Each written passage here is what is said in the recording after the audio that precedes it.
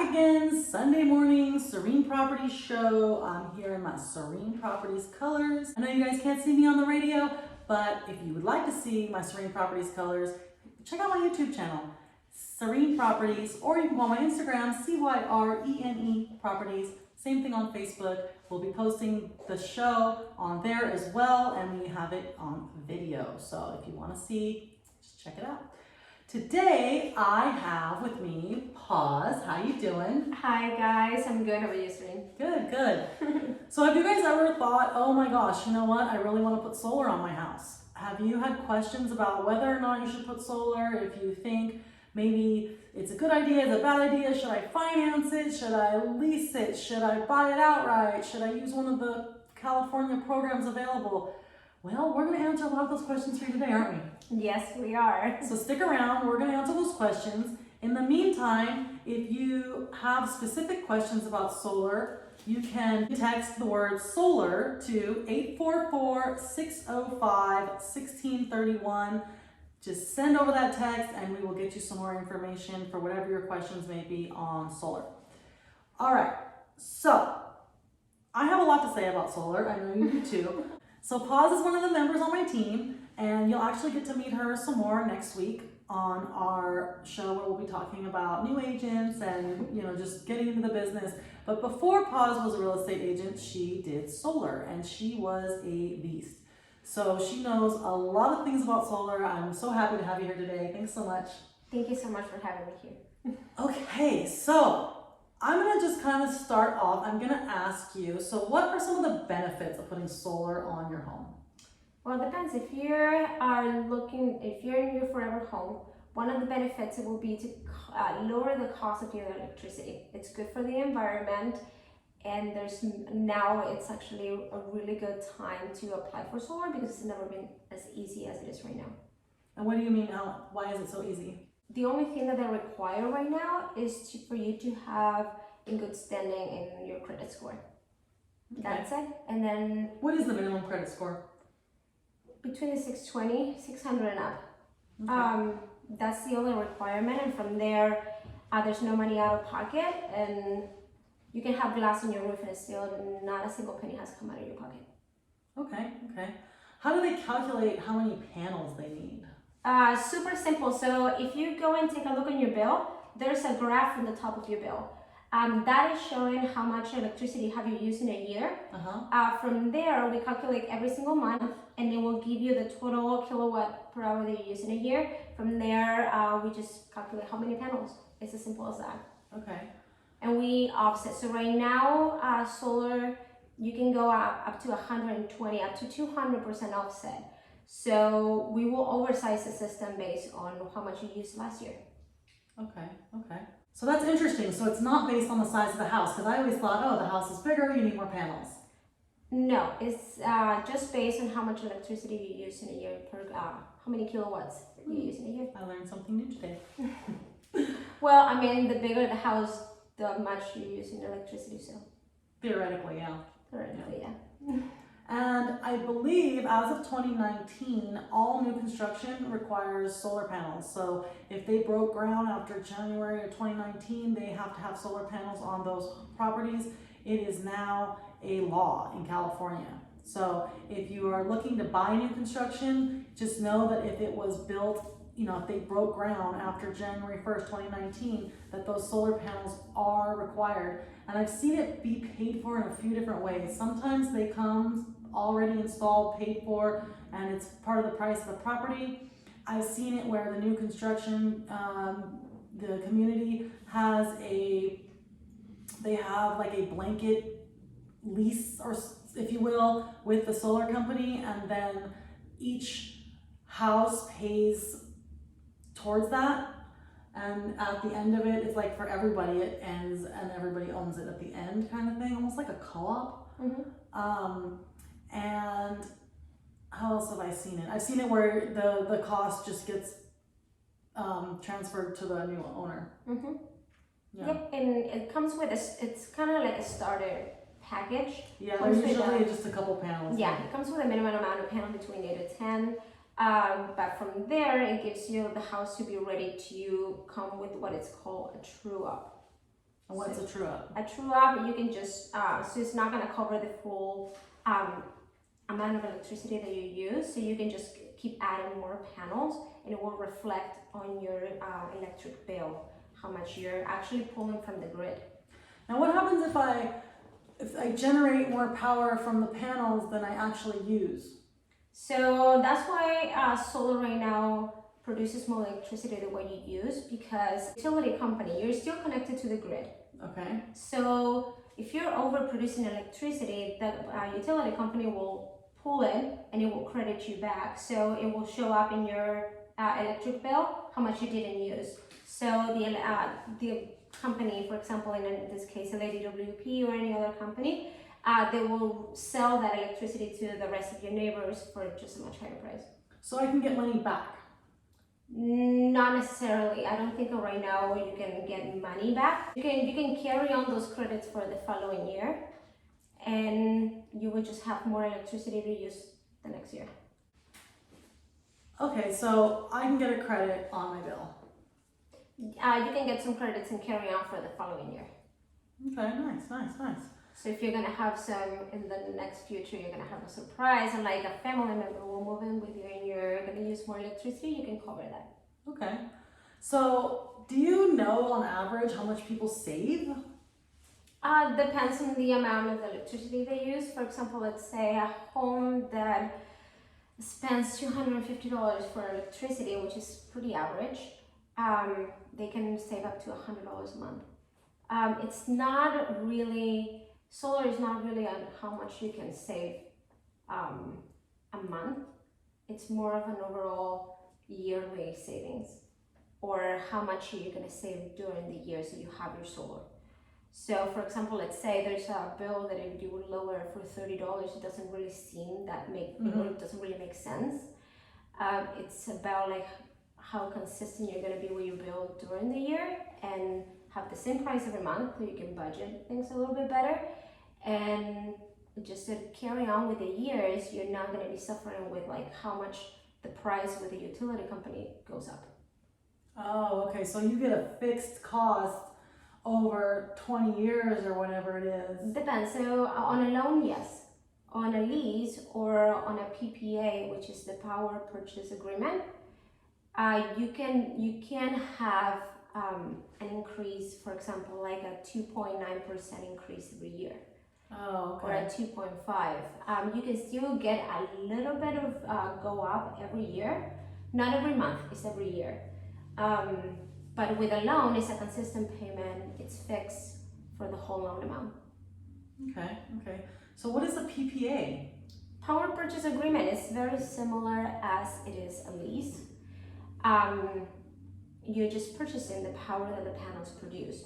So you're in a 25-year contract, but you don't own the panels. So you just straight, and it's production guaranteed.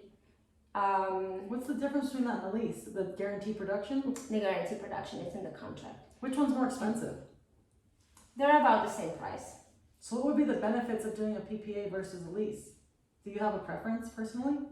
I think I would much rather to get the power purchase agreement because of the production guarantee. Yeah, that sounds like something, if I was going to get solar, I'd probably go that route. And it's in the contract. And if they don't, if the panels doesn't produce the electricity that the contract says, they have to go and fix it. There's no question asked. Wow. So what is the benefits of leasing versus buying? One of the benefits is if you don't want to get into a big debt. So if you're purchasing, you're getting into between $20,000 up to $100,000 debt in your home, and you're putting that into your home. So is it kind of like leasing a car versus buying a car, where if you're financing a car, your payments are probably going to be a little higher, but when it's all said and done, you own the car, and where you're leasing, your payments are probably a little lower, but when it's all said and done, you don't own the panels? Yes. So once you buy your panels, you can have the peace of mind that in the future you're not going to have to pay for electricity. The panels are not a forever. They're not meant to last forever, but they are meant to last for several years. So we're talking about like probably between 30 years to 35 years. So at one point you can just pay it off early. There's no Prepayment penalty? prepayment penalty. So you can pay your panels in advance and be free of electricity. Okay. And then the lease, you do have the opportunity, but you're not getting into debt. Okay. I'm learning a lot today. Pause. Because I know the home, I know how they affect your purchase, or like if you're going to purchase a home or if you're trying to sell a home, how that affects somebody. But I didn't know all the ins and outs of the actual solar itself. So I appreciate all that information. I just know sometimes when I go to sit down with a client, I go, you pay how much? Or the payment every month is how much? Because I've seen it range, like you said, anywhere. I've seen it range from like $110 a month all the way to like $300 a month for a solar payment. I've seen loans for 10 years all the way to 30 years. I've seen it done quite a few different ways, and so it's interesting to know like the ins and outs and everything behind it. And I'm going to talk about that in just a second. But for right now, if you guys want some more information about solar, you want to talk to Paz, maybe you want to talk to me about it and how that might affect your sale of your home or purchasing a home, text solar to 844-605-1631. You can always give me a call also on our hotline, 1-800-440-7566. You cannot text that second number, just FYI. If you're texting me on that number, I'll never get it. Or you can slide into my DMs, CYRENE Properties on Instagram. I'm also on Facebook under the same name. So if you have any questions about solar that you want asked, me or Paz can help you out. Absolutely. Just reach out to us in that way. Speaking of, people calling in, I'm going to talk about a voicemail I got from Clara in Redlands. Thank you for calling in. So Clara wants to know, she says, "Hi Cyrene, can you purchase a house in a business name? I've always wanted to know, thanks." Good question, Clara, I love it. So yes and no. So typically you're not gonna purchase the property, like if you're getting a loan, you're not gonna purchase the property in the business name. The lender's not gonna necessarily lend to a business for a residential property. But what you can do is once you can record title in the business's name. So what escrow will do is they'll record once under your name and then they'll turn around and re-record it the next day under the business name. That's what I do for my rental properties. I keep them under my LLC instead of having them in my personal name. And it's always a good idea to do that if it is a rental property. But what you do is you just go ahead and purchase the property, they'll record it under your name, and then they'll turn around and record it again under the business name. If you're paying cash, you can just record it under the business name. But absolutely a good idea to do so, and I really appreciate it. That's a great question. Thanks for calling in. Okay, so here's my take on solar. My experience as an agent with solar, and when I go to consult with a seller or a buyer, this is how it can affect you personally for when you're trying to buy or sell a house. So if you decide to buy solar for all of the reasons that Paul's just talked about, or maybe other reasons, these are the things you need to take into consideration. When you have solar on your house, you have a monthly payment, right? So whether it's financed, whether it's leased, there's financed, leased, or this power purchase agreement are all going to be under the same category. And then there's something else called like a PACE program where it's actually being paid for through your property taxes. I'm going to talk about that separately. So just hang in there, okay? So if it's financed, leased, or power purchase agreement, this is all going to show up on your credit report. You're going to see that, lenders, when they go to run your credit, are going to see that you have a debt there, right? So if you're going to buy a house that has solar on it, you will need to qualify for your loan with the additional payment of the solar in place. So if you are trying to buy a house, and let's say you qualify for $600,000 and that's your max qualification, if the house has solar and the payment's $250 a month, you don't qualify for this house anymore. Okay, you need to keep that in mind. And people who are thinking of selling, if you're thinking, okay, I want to bring buyers in, the buyers will need to qualify for both the solar and the loan. The solar company will have to also approve you to have the solar under your name now. They'll subordinate it under you now. You'll assume the solar loan.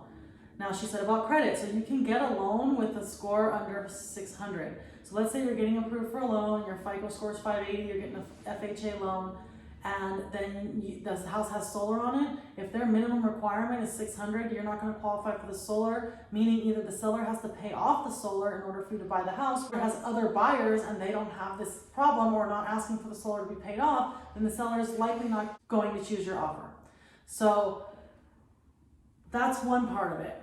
The second part of it is you're going to be taking on whatever that debt is, right? So one of the things I always work with my buyers is, because I've seen a lot of people out there, now Paz is a very, very ethical person, but I've seen a lot of people out there get duped by solar people, where they will go out and sell them more panels than they need. They will sell them, I don't know exactly what they're doing on some of these, but I mean, I was giving her this example where I have this one client, her house was worth $350,000 and she put $40,000 worth of solar panels on her home and then went to go sell it a year later. I put $40,000 worth of solar on a $350,000 house, which, you know, it would have never paid off for her.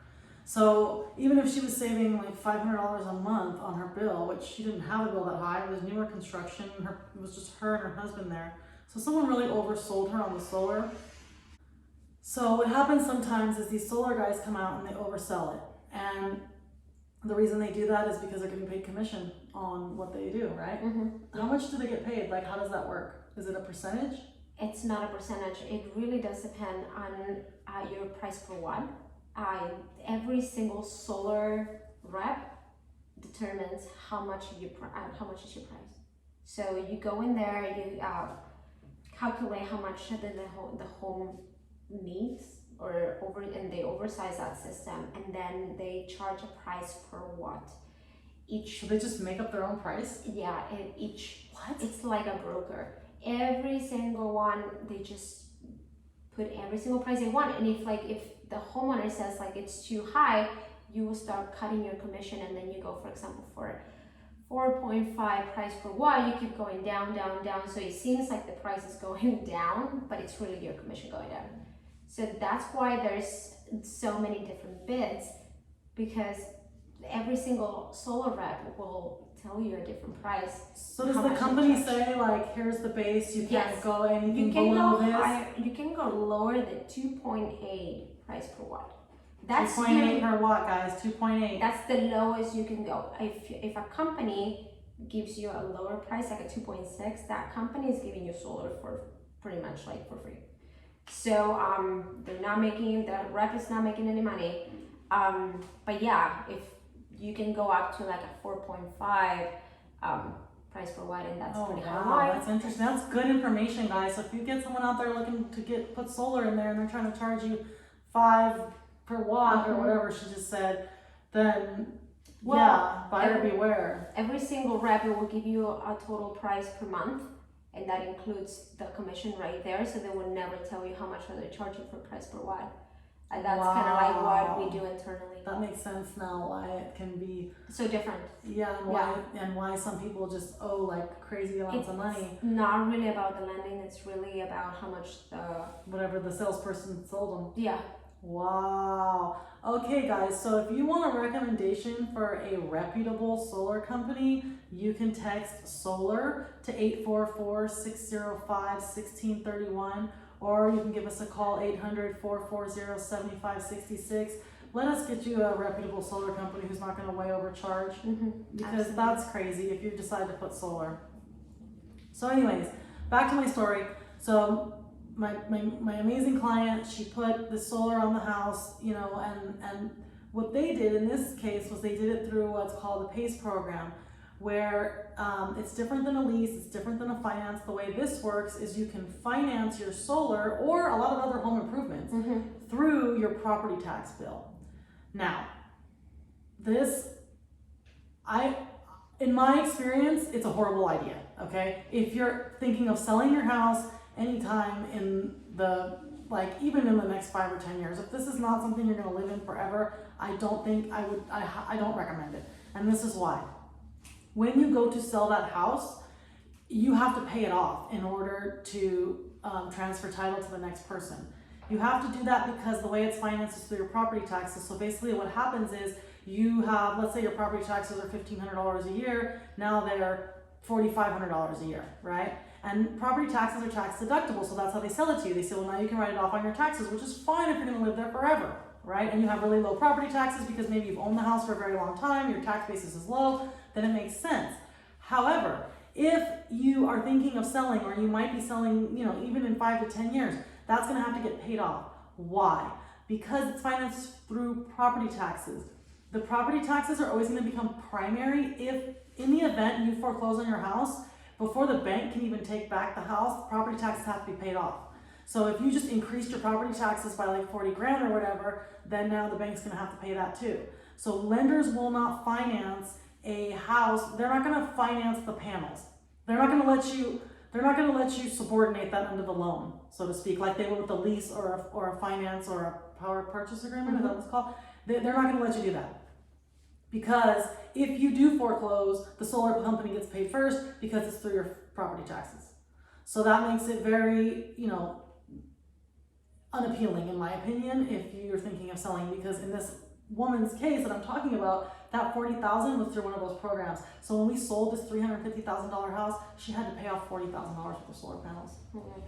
And the new buyer gets to keep them. The new buyer keeps them because now they're paid off, right? So I don't know. In my opinion, the best ones that I've seen are like the leases or the power purchase agreements. They're typically the lower payments, and they're easier for the buyer to qualify for. The lower the payment, the better, in my opinion. Yeah. I mean, no matter what, obviously, as long as you get enough power, but whether you're gonna sell it or whatever you're gonna do, and if you're a buyer looking to purchase, having a lower payment is better. The other thing you wanna look at, just because it has a low payment, the other thing you wanna look at is how much is still owed on the loan or the lease, and when does it become, you know, how many years are left, right? Mm-hmm. So like, let's say the payment's only $150 a month, okay, cool, but is it a 30-year lease? Right? So it might be a 30-year lease, but the payment's only $150 a month. Or maybe it's $300 a month, but it's only a 5-year lease, and there's only 2 years left.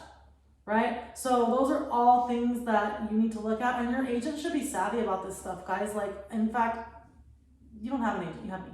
Call me. 1-800-440-7566. You should just call me, because I am savvy about this stuff, and I'm not going to let you get ripped off on solar. I have people on my team who are going to give you the best, you know, if you want to put solar, or you have questions about it, how the inner workings of it and all that kind of stuff. Paz knows what's up. What would you tell me, like, is there the most important thing I should know if I'm considering solar? What is the most important thing to consider before putting solar on my house? Okay, first, if you hear pays, run away.